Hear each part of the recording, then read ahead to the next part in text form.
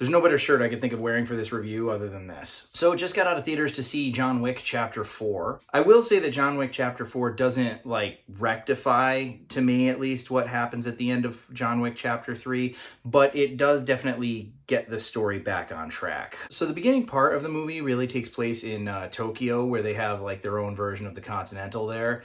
And holy shit, man. I mean, like, the atmosphere of these movies just gets cooler and cooler the more and more they expand it. I mean, like, the whole, like, Japanese aesthetic. There's a scene in the beginning where, like, all hell breaks loose, right? And people from the high table, or representatives from the high table, are there, and they show up at this, like, Japanese version of the Continental, and they basically say, like, we know you're hiding John Wick. Just give him over, and we won't have to destroy this place. And they're basically, like, bring it on. And it's just crazy because, you know, there are these guys who are in the kitchen of the place, and they're just sitting down having their meal, eating soup, and all of a sudden they're like, it's happening, it's happening. So they get up, they just calmly put their shit down, open the refrigerator doors, and there's like freaking katanas there and everything. It was so awesome. I mean, I don't want to go into the whole thing about how that goes down, but like both opposing forces have very Japanese things about them that come out of nowhere. And I'm watching this, I'm just like, wow, this is freaking insane. They could keep this franchise going easily for like 10 more movies, just because it's an entire world. It's an entire globe of different countries' vibes. We're introduced to a character played by Donnie Yen named Kane, who is also an old friend of John Wick and very reluctantly has to step up to the plate because he's under contract to fight. I mean, they're really pitted up against each other even though they're old friends. Bill Skarsgård, by the way, the guy who holds the contract, he's such a freaking slimeball. That guy is a good actor. He does like a really good French accent, and he's just this like bougie son of a bitch. He's like always in these huge dining halls and these chapels and like these art galleries and stuff. He's just such a punchable little bitch. Not a little bitch, he's like 6'4", but you know what I'm saying. The cool thing about John Wick Chapter 4 is it really is like an ensemble cast, because you have the Donnie Yen character, and you also have Shamier Anderson. I don't know if I'm saying that correctly, but anyways, he's listed on IMDb as Tracker, but in the actual movie, he goes by something like the Man with No Name, or like No Name, or Mr. No Name, something like that. Anyways, he's another character who we don't know much about his backstory, but he's poor and he runs around with his dog, and he is a very, very, very skilled assassin. And he's trying to like really pump Bill Skarsgård for money. He's like, I know you can afford it. Cough it up, bitch. There is a dynamic that happens in the movie. I'm not going to get into spoilers here.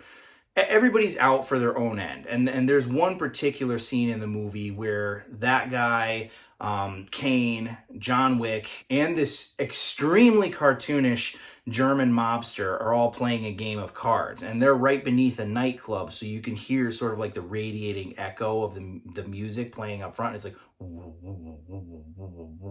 and it kind of works really well to build the tension of the scene. It's just kind of like a clusterfuck of what's going on, because it's like, I want to kill him. No, I want to kill him. Oh yeah, well, I'm here to kill you. I mean, it's really like a Mexican standoff, but in Germany. This movie is 2 hours and 49 minutes long. I did not feel the runtime one bit. This movie was action-packed beginning to end. The best action of the series so far. There is an extended sequence in this film. It's one thing to reference something, and it's another thing to like really kind of emulate it. The Warriors. Again, barring specifics, there is just this sequence of events that is a direct reference to the Warriors. One ginormous direct reference to the Warriors when all hell is breaking loose in Paris. First, I was sort of like, oh, that's freaking awesome. And then I was kind of like, wow, man, they're really like going with this, huh? And then after a couple minutes more of the mayhem, I was sort of like, you know what? I don't even care. I don't even care. This works. I'm very excited about this movie, but would I say that it's better than the first one?